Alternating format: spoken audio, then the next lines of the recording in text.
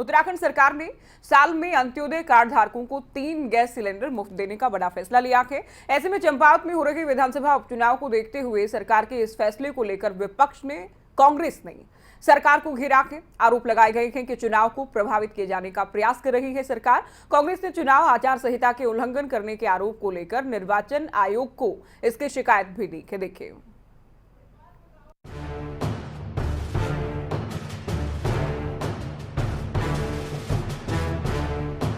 उत्तराखंड सरकार ने प्रदेश में अंत्योदय कार्ड धारकों को बड़ी राहत दी है, क्योंकि प्रदेश की धामी सरकार ने अंत्योदय कार्ड धारकों को साल में 3 गैस सिलेंडर मुफ्त देने का फैसला लिया है, जिसके चलते अब प्रदेश के सभी अंत्योदय कार्ड धारकों को साल में 3 गैस सिलेंडर मुफ्त मिलेंगे।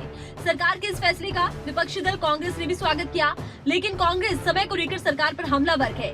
दरअसल कांग्रेस ने चंपावत में हो रहे विधानसभा उपचुनाव को देखते हुए सरकार के इस फैसले पर हमला बोला और इसके चलते कांग्रेस ने चुनाव आचार संहिता के उल्लंघन करने के आरोप लगाए हैं।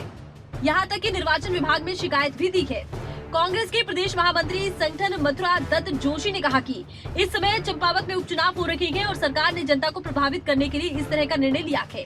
उन्होंने कहा कि इसकी शिकायत चुनाव आयोग से की जाएगी और सीधे सीधे ये चुनावी आचार संहिता का उल्लंघन का मामला है।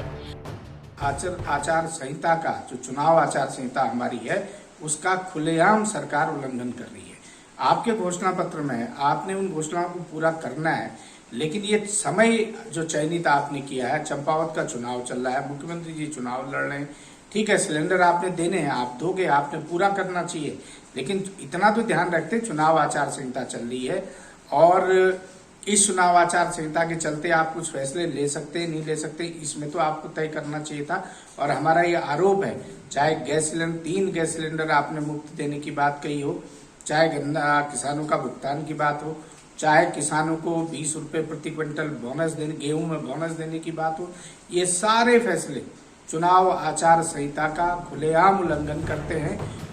वहीं सरकार के इस फैसले को लेकर बीजेपी के प्रदेश मीडिया प्रभारी का कहना है कि बीजेपी जो वादा करती है उसे पूरा भी करती है। उन्होंने कांग्रेस के आरोपों को निराधार बताते हुए जनहित के इस फैसले का स्वागत किया है। आज कैबिनेट में अंत्योदय कार्ड धारकों के लिए वर्ष में 3 सिलेंडर फ्री देने की जो योजना शुरू की है, उस योजना को पास किया है। उसके लिए मैं उत्तराखंड की जनता की ओर से और सभी कार्यकर्ताओं की ओर से उनका हार्दिक स्वागत करता हूं और उनका धन्यवाद करते हैं। जैसा कि भारतीय जनता पार्टी का एक सिद्धांत रहा है, चाहे हमारे आदरणीय नरेंद्र मोदी जी की सरकार रहे हो, चाहे भारतीय जनता पार्टी की अन्य प्रदेशों में सरकारें हैं, वो गरीब कल्याण के लिए कार्य करती रही है और गरीबों के उत्थान के लिए कार्य करती रही है। जो जिस प्रकार से कांग्रेस अनर्गल बयानबाजी करके आचार संहिता की बात कर रहे हैं कि आचार संहिता का उल्लंघन किया गया है, तो ये जो योजना हमारे आज कैबिनेट के द्वारा पास की गई है, ये हमारे दृष्टि पत्र में, संकल्प पत्र में पहले ही घोषित की गई है। अब सवाल उठता है कि अगर बीजेपी सरकार को इस तरह का फैसला लेना था तो थोड़ा इंतजार करने की जरूरत थी, क्योंकि चुनाव आचार संहिता के समय नीतिगत फैसले पर विपक्ष का हमलावर होना लाजमी है। अब इस फैसले पर सत्ता पक्ष के लोग अपने बचाव में उतर आए हैं, तो वहीं सरकार के इस फैसले से अंत्योदय कार्ड धारकों को बड़ी राहत मिली है, जिसका सीधा सीधा लाभ 1,84,142 लोगों को मिलेगा। अब देखना होगा कांग्रेस के इन आरोपों पर निर्वाचन विभाग का क्या एक्शन होता है। राशिफात अली, देहरादून, खबरें अभी तक। तो धामी कैबिनेट की ओर से बड़ा फैसला लिया गया। दरअसल कल कैबिनेट की बैठक हुई थी, 7 अहम बिंदुओं को लेकर चर्चा की गई। कैबिनेट ने हरी झंडी दिखाई, जिसमें सबसे बड़े फैसले के तौर पर, चूंकि सीधा जनता से जुड़ा ही फैसला है और इसी घोषणा पत्र में शामिल किया गया था कि साल में अंत्योदय परिवारों को 3 सिलेंडर मुफ्त दिए जाएंगे सरकार की ओर से। अब चूंकि सरकार बन गई है, तो सरकार ने इसे प्राथमिकता के आधार पर फैसले को लेते हुए कल हरी झंडी दिखा दी गई कैबिनेट की ओर से कि 3 सिलेंडर साल में मुफ्त दिए जाएंगे। अब सरकार तो दावा करती है कि हमने वादा किया था, देखिए, और वादा निभा दिया है। कांग्रेस आरोप लगाती है कि उपचुनाव को देखते हुए उपचुनाव को प्रभावित करने के प्रयास में ये फैसला लिया गया है बीजेपी की ओर से। चलो, उत्तराखंड बीजेपी प्रवक्ता शादाब शम्स हमारे साथ जुड़ गए हैं। सर, स्वागत है आपका खबरें अभी तक पर। जी, बहुत धन्यवाद। कल कैबिनेट बैठक हुई सर, कई बड़े फैसले आप लोगों ने लिए हैं। कैबिनेट ने दरअसल बड़े फैसले लिए। अब कांग्रेस कहती है ये जो फ्री सिलेंडर दिए जाने का फैसला है, ये तो उपचुनाव को प्रभावित करने के लिए लिया गया है, आचार संहिता का उल्लंघन किया गया है इस फैसले के जरिए। देखिए, कहीं आचार संहिता का उल्लंघन नहीं है। आचार संहिता एक विधानसभा में लगी हुई है, उस विधानसभा के लिए तो कोई घोषणा नहीं की गई और मुझे लगता है कि जीतने के बाद सब उम्मीद कर रहे थे कि जो हमने घोषणा वादा किया है जनता से उसकी हम घोषणा करेंगे। और इस महंगी दौर में जब लोगों को ये गैस सिलेंडर महंगा दिख रहा है, उसमें अगर कुछ गरीब लोगों को राहत दी गई है, अगर कांग्रेस को इससे पेट में दर्द हो रहा है तो मुझे लगता है उनके पेट का दर्द स्वाभाविक है, क्योंकि और कुछ तो हो नहीं रहा है। हार की खींच है अभी तक उतरी नहीं है और वो कहीं ना कहीं तो अपनी हार का ठीकरा पड़ेगी। तो अभी से उन्हें दिख रहा है कि वन साइडेड चुनाव वहां का हो गया है। माननीय युवा मुख्यमंत्री पुष्कर सिंह धामी एक तरफा चुनाव जीत रहे हैं और उनके तमाम जो सिपे सालार थे वो सब धराशायी हो गए हैं, बहन के पल्लू के पीछे छुप गए हैं। तो अब हार का ठीकरा कैसे बचा जाए उससे तो कहना शुरू कर दिया है कि सरकार लालच दे रही है, लोभ दे रही है, इस तरह की घोषणाएं कर रही है। अरे वो तो ये निरंतर होने वाले काम है और ये आज हम कर रहे हैं तो आपको दिखाई दे रहा है, जब आपकी सरकारों में होते हैं तब आपको कुछ दिखाई नहीं देता, तब आप कहते हैं। आप बने रहिए हमारे साथ। गरिमा दौसानी उत्तराखंड कांग्रेस प्रवक्ता भी जुड़ गई है। सुना मैम आपने अभी शादाब शम्स जी का कहना कि पिछली हार आप लोग भूले नहीं हैं, उपचुनाव की हार को लेकर भी अभी से बौखलाहट है आप लोगों में, तभी इस तरह की बात कर रहे हैं। क्योंकि जो सिलेंडर फ्री किए गए थे तो निरंतर होने वाले काम थे, इसमें बहुत कुछ नया नहीं।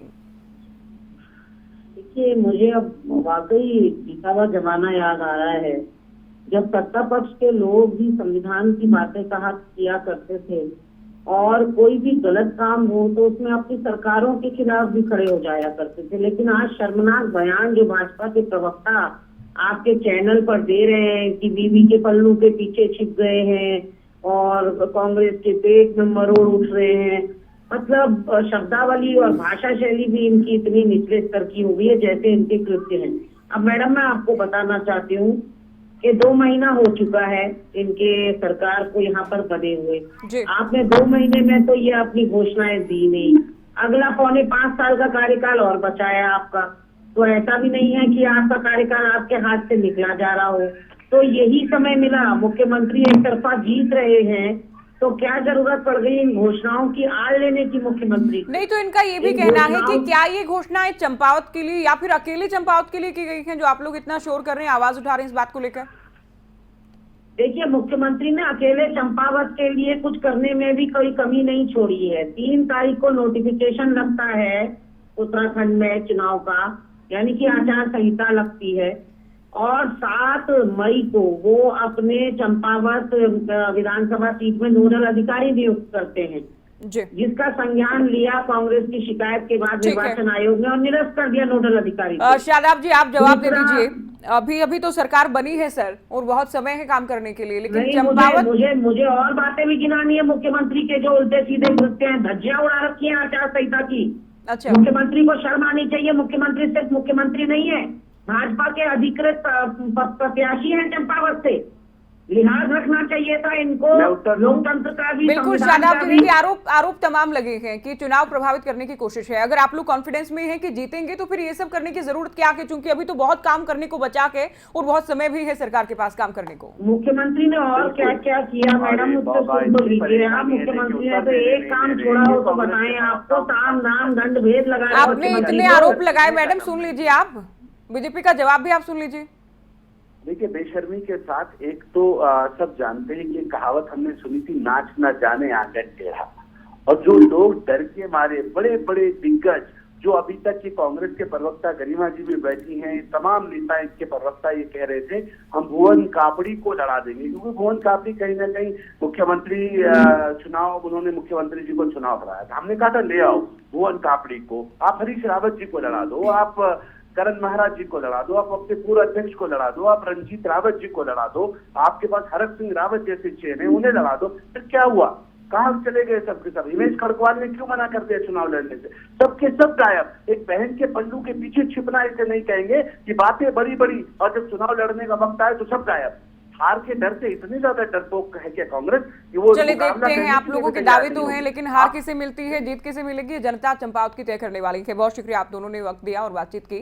तो बीजेपी और कांग्रेस दोनों का पक्ष आपने जाना। कल जो बड़े फैसले लिए गए, जिसमें सिलेंडर मुफ्त देने का वो बड़ा फैसला जिसको लेकर कांग्रेस सरकार को घेर रही है, जिसको लेकर निर्वाचन आयोग को शिकायत दी गई है, कार्रवाई की जाए ये मांग की गई है।